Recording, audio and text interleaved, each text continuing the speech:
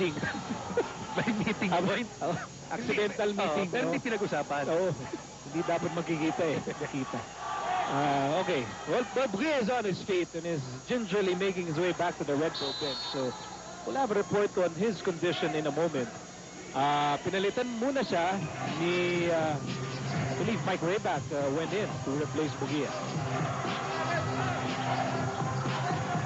So, tuloy-tuloy na action natin dito. And Mike Castillo is open.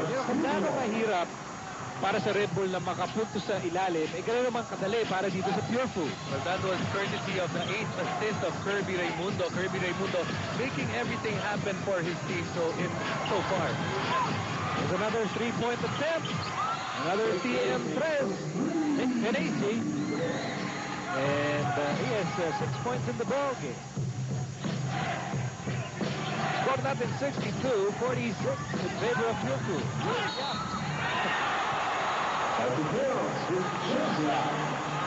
Seems to be sliding through the defense of Red Bull. Some problema ng Red Bull. They've tried Junti on him. They've tried Kiko on him. They've tried Cyrus on him. Pero hindi talaga nila mapigil. Ito si James Yap, who already has 19 points.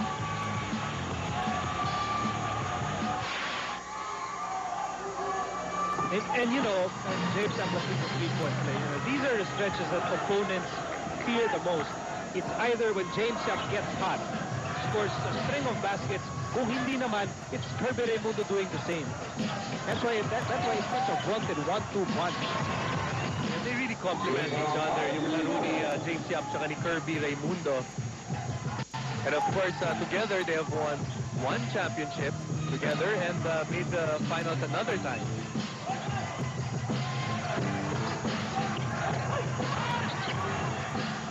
Here's Evangelista.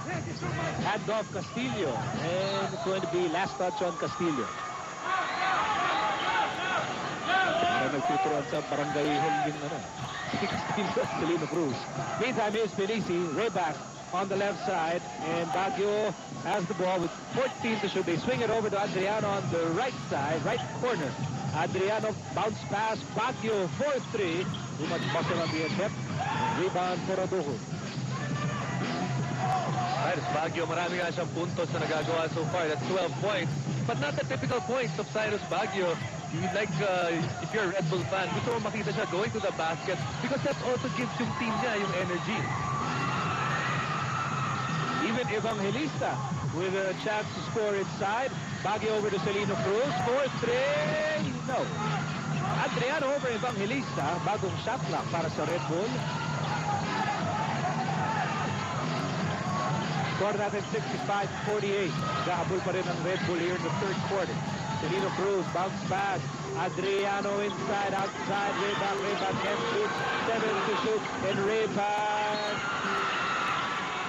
with a drive. But there's a loose ball foul. Dapat kay James Yap.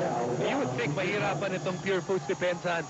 Itong Red Bull with that zone defense because their big men can shoot from the outside. But still, they are able to hold down Red Bull.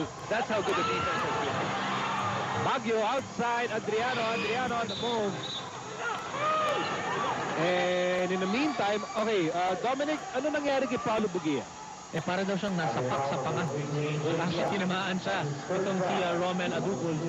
Hindi niya nga alam kung, sabi niya, hindi niya alam kung sino nakatama sa kanya.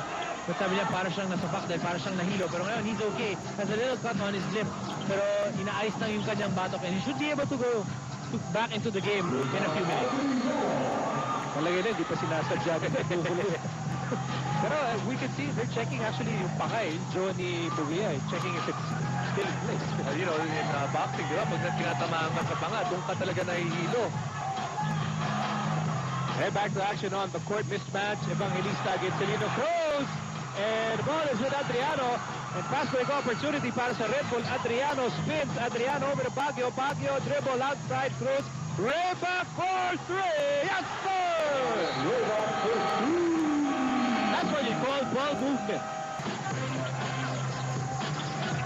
Back inside the big dogs. Pagpapahuli ng ating live coverage of Game 5 of the PBA semifinals.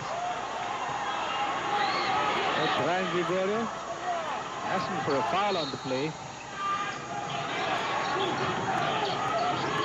5 to shoot para sa Purefoods. Lamang pa rin sila, 65-53. Question is for how long? And Kirby Raimundo goes outside. James, yep. Awkward pass for Kirby. 1 to shoot. Kirby fires. Rebound for Felici. So tuloy ang banta rito ng Red Bull with 6:37 to go in the third quarter. Here's Adriano. Adriano to Rayback. Celino Cruz goes baseline.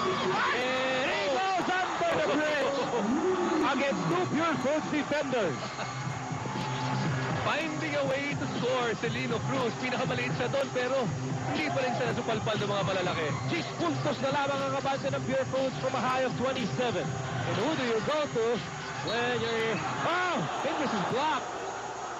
But that's just going to be a tough matchup sa ngayon para sa Red Bull because Purefoods deciding to go with straight big men at mahirapan silang bantayan si Tigre. Here's our boy Coke shot. Beautiful move by Celino Cruz, brought to you by Coca-Cola. Lahat ng shots magaganda at walang katulad. Kaya buhay Coke, buksan mo. At dahil ng Red Bull, buksan ang pinto para sila ay makasalakay na. But Kirby Raimundo will miss. So tuloy ang atake ng Red Bull Baracos. They try to get back in the ball game. It is Celino Cruz. No. Could have been a big shot para sa Red Bull.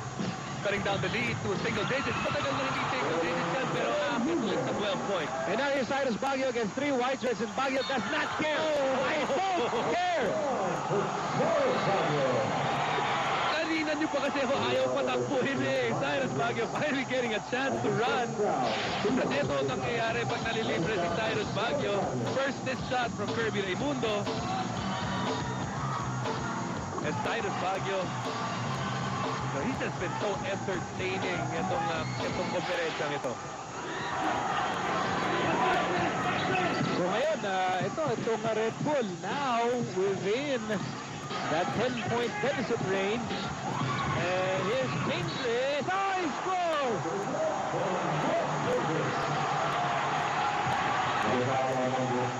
Hindi naman kasi yung labang ng Purefoods in terms of athleticism ng kanilang equipment. I hope you turned on your recorders because the last couple of plays para sa dalawang koponan, all highlight reels. Ang ganda nito mula kay Mark Pingree.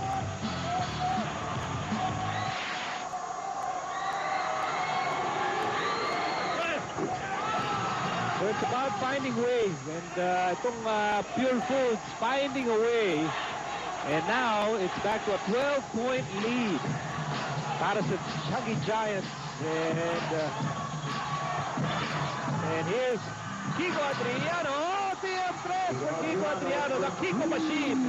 All of a sudden, yung offensa ng Red Bull gumagana na. Of course, they've been taking a lot of three-point shots, but now it's falling and it's putting pressure on the defense of Purefoods. TM3 for Adriano, 9 points na lang ang lamang ng Purefoods, and under 5 minutes to go in a pulsating third quarter.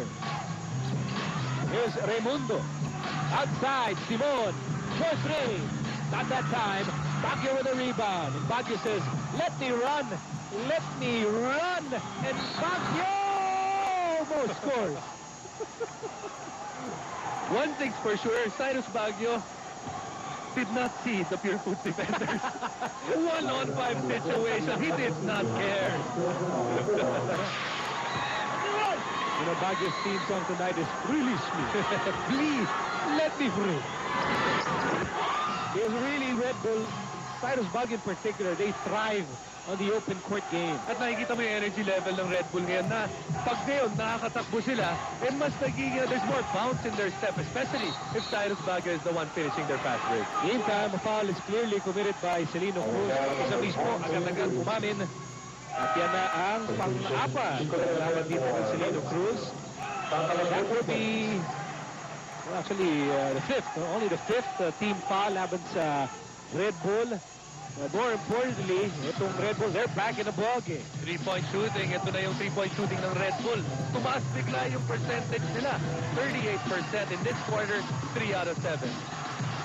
High arcing shot by Simon. Rebound para kay Reba. And here's Celino Cruz on the attack. All the way. For two! And it's just a 5-point ball game. Kanina po, 27 points ang lamang ng Purefoods. And